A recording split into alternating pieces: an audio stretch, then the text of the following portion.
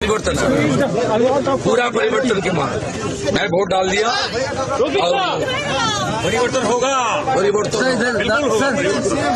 यहाँ हिंदू जो हमारी दीदी बहनें रो रहा है, तो इस बार परिवर्तन नहीं होगा तो बंगाल का सनातन खत्म हो जाएगा। दादा किस तरह से अभी माहौल हर जगह बूथ में क्या है, पिंगला में जैसे बात करें क्या है दादा? एक मिनट सर, माहौल ठीक है, कंट्रोल है, election commission is doing very better, लेकिन कुछ तो है, चोट डाकत तो है अभी भी।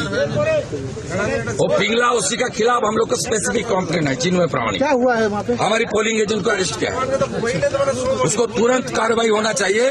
मैं police observer, state police observer Mishra और सीओ साहब मनोज अग्रवाल के साथ कंप्लेन भी किया, उसको तुरंत उसको वहाँ हटाना चाहिए, एक्शन होना चाहिए, सस्पेंड होना चाहिए। तो आप देखिए नंदीग्राम में उन्होंने अपने वोट का इस्तेमाल किया है। विकास चंद्रा मेरे सहयोगी हमारे साथ हैं, खड़गपुर से इस वक्त वो मौजूद हैं जहां पर आज मतदान हो रहा है। ये भी हॉट सीट है। सैयद आमिर का फिर से हम रुख करेंगे, वो मुर्शिदाबाद में मौजूद हैं।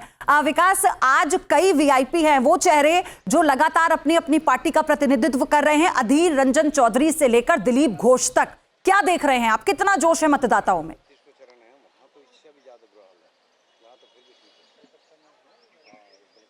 ये देखिए, इस बार के विधानसभा चुनाव की अगर बात की जाए तो मेरा अपना व्यक्तिगत अनुभव है, क्योंकि पिछले 3 विधानसभा चुनाव को मैं कवर कर चुका हूं, ये चौथा है।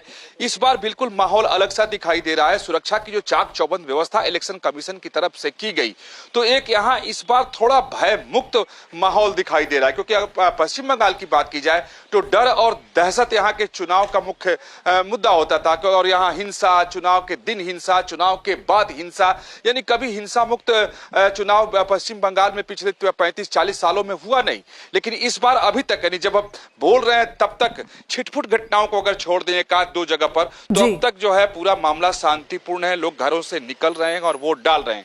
हालांकि पश्चिम बंगाल में चूंकि गर्मी इस समय बहुत ज्यादा हो गई है, सुबह जितने भी बूथ थे उस पर लंबी लंबी लाइनें लगी हुई थी। अब बूथ पर एक एक दो लोग करके आ रहे हैं।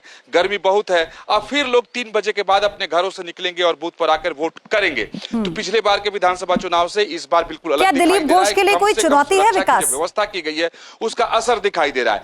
दूसरी जो सबसे महत्वपूर्ण बात, देखिए, दिलीप घोष की अगर चुनौती की बात की जाए तो दिलीप घोष इस खड़गपुर विधानसभा सीट से वो विधायक रह चुके हैं। बीजेपी कई बार यहाँ चुनाव जीत चुकी है, खुद वो इस जिले से सांसद रह चुके हैं। लेकिन यहाँ कांटे की टक्कर है, क्योंकि टीएमसी ने जिसको मैदान में उतारा है वो भी यहाँ का मजा हुआ नेता है। और वैसे खड़गपुर की बात की जाए, अगर इतिहास देखिए तो ये परंपरागत तौर पर 2011 तक के कांग्रेस की सीट थी। उसके बाद कभी बीजेपी तो कभी टीएमसी इसको जीतती रही है। तो यहाँ कांटे की टक्कर है। ऐसा नहीं है कि दिलीप घोष के लिए बिल्कुल आसान और सहज रास्ता है। लेकिन हाँ, यहाँ हिंदी भाषी बहुत ज्यादा हैं और हिंदी भाषी सब बीजेपी के साथ हैं, तो उम्मीद की जा रही है कि दिलीप घोष जीत जाएंगे। लेकिन एक बात यहाँ पयोधी हम बताना चाहेंगे कि जो प्रथम चरण का मतदान हो रहा है, इस चरण से सबसे ज्यादा उम्मीद बीजेपी को है। क्योंकि जब पीछे विधानसभा का जो चुनाव परिणाम आप देखें, उस पर निगाह डालें, तो बीजेपी ने सबसे अधिक और मैक्सिमम सीटें इन्हीं इलाकों से जीती थी। जिन इलाकों में इस बार माने प्रथम चरण में चुनाव हो रहा है, खासतौर पर अगर उत्तर बंगाल की बात की जाए, तो इसलिए बीजेपी ने अपनी पूरी ताकत झोंकी थी। लेकिन हाँ, इस बार है, लोग खुलकर बोल भी रहे हैं कि परिवर्तन चाहिए। लोग विकास के मुद्दे पर बात कर रहे हैं, लोग लेकिन विकास एक चीज और, मैं आमिर के पास फिर जाऊंगी। लेकिन इन जब फर्स्ट फेज की सीटों की हम बात करते हैं तो टीएमसी का प्रदर्शन भी बहुत बेहतर रहा था, सीटें भी ज्यादा थी, वोट परसेंटेज भी ज्यादा था मुकाबले बीजेपी के। तो इस बार का जो संतुलन है वो कैसा आप देख रहे हैं?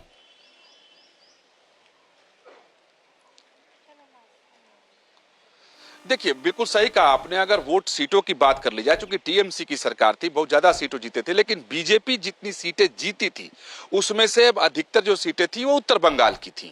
और इधर के इलाकों में बीजेपी को बहुत कम सीट मिली थी। अगर कलकत्ता प्रेसिडेंसी की बात कर ली जाए, कलकत्ता एनसीआर की बात कर ली जाए, तो 52 सीटें हैं, बीजेपी 0 थी। पूरे कलकत्ता प्रेसिडेंसी की बात की जाए तो 111 सीटें थी, बीजेपी चंद सीटें ही जीत पाई थी। कलकत्ता अगर शहर की बात कर ली जाए तो 14 में बीजेपी एक भी नहीं जीत पाई थी। ठीक है, आउट हो गई। विकास, मैं आपको रोकूंगी, एक अपडेट दर्शकों को दे दे हम। खड़गपुर से बीजेपी प्रत्याशी दिलीप घोष से न्यूज नेशन ने खास बातचीत की है। उन्होंने कहा कि इस बार बीजेपी सरकार बनेगी, परिवर्तन का समय आ गया है। इससे पहले शुवेंदु अधिकारी ने भी यही बात, सेम बात बोली थी। और अब दिलीप घोष, जो कि बहुत कद्दावर सीनियर नेता है, पश्चिम बंगाल के विधायक रह चुके हैं कई बार, उन्होंने कहा कि परिवर्तन का समय आ गया है और जनता परिवर्तन चाहती है। न्यूज नेशन में आपका। आपको बंगाल में स्वागत है और इंतजार करिए नई सरकार के लिए। बहुत बड़ा दावा कर रहे हैं आप। बड़े दावा के साथ काम करते हैं हम लोग, करके दिखाते हैं। बिहार में कोई सोचा था ऐसा एक तरफा हो जाएगा? एक लास्ट वीक में ही सारा बदल गया। अभी पिछले 2 साल में 3 साल में देखिए महाराष्ट्र, हरियाणा, दिल्ली और फिर उड़ीसा भी और आ गया देखते देखते। कोई नहीं सोचा था।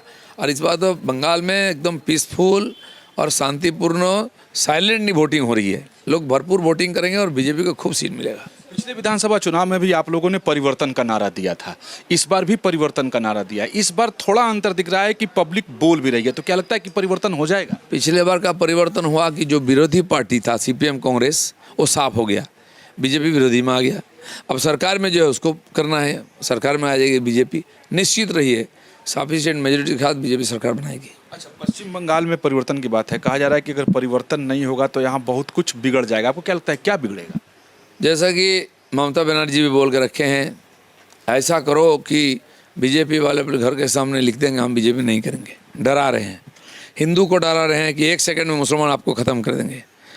पोस्ट पोल वायलेंस में पिछले बार बहुत नुकसान हुआ, 70,000 लोग घर छोड़ के गए थे, दुकान जला दिए, तोड़ दिए, घर तोड़ दिए, लूट लिए, महिला के साथ गलत व्यवहार हुआ, कई कार्यकर्ताओं की हत्या हुई है। वो बीबीसी का लोगों ने देखा है। और पिछले 5 साल से सामान्य जनता के ऊपर उत्पीड़न हो रही है। मेडिकल कॉलेज वाली, अर्जी वाली बात देखिए, लॉ कॉलेज देखिए, मैनेजमेंट कॉलेज, महिलाएं सुरक्षित नहीं कॉलेज में। तो लोग इसलिए परिवर्तन चाहते हैं और निश्चित परिवर्तन होगा। पिछले विधानसभा चुनाव से इस बार क्या अंतर आप देख रहे हैं? क्योंकि अभी तक कोई घटना सामने आई नहीं है, छिटपुट घटना को अगर छोड़ दें। पहले से ही कड़क और रवैया लिया है कमीशन ने, उसका अच्छा रिजल्ट आया। और 2 फेज में चुनाव बंगाल में लोग सोचा भी नहीं था कि होगा, और शांतिपूर्वक 2-3 घंटे से ज़्यादा पोलिंग हो गया है। अच्छा पोलिंग हो रहा है। मैं कई बूथ घूम के आया हूँ, कोई अशांति नहीं है कहीं पर। 1-2 जगह जो जिनका कोई चांस नहीं जीतने का वही लोग गड़बड़ कर रहे हैं, लेकिन वोट प्रभावित नहीं होगा। अच्छा वोटिंग होगा, अच्छा परसेंटेज आएगा, बीजेपी को अच्छा सीट मिलेगा। बहुत धन्यवाद करने के लिए। दिलीप घोष का साफ कहना है कि इस बार परिवर्तन हो रहा है और बीजेपी की सरकार थंबिंग मेजोरिटी से बनने जा रही है, तो इसके लिए अब रिजल्ट का इंतजार करना होगा। सहयोगी कुलदीप बालियान के साथ विकास चंद्र, न्यूज नेशन, खड़गपुर, पश्चिम बंगाल। चलिए पश्चिम बंगाल के बाद जरा तमिलनाडु की अपडेट दे दे, जहां जमकर वोटिंग हो रही है। सुबह से ही लोग लंबी कतारों में दिख रहे हैं। तमिलनाडु में एक्टर और राजनेता पोलिंग बूथ पर लाइन में लगकर वोट डालते हुए नजर आए। आप देखिए, अपनी बारी का इंतजार भी किया और अपने मत का इस्तेमाल करने के लिए आप पी चिदम्बरम को देखिए, इस वक्त तिरुपति शिवा को आप देखेंगे, अन्नामलाई को आप देखेंगे, और एमके स्टालिन गए हैं वोट डालने के लिए। इनके लिए चुनौती है अपना किला बचाने की यहाँ पर।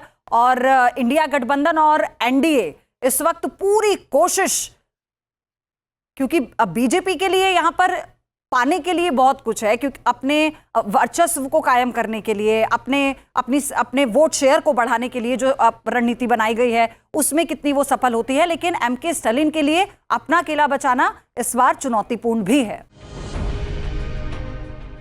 अब से डीडी फ्री डिश की चैनल नंबर 57 पर देखिए न्यूज नेशन।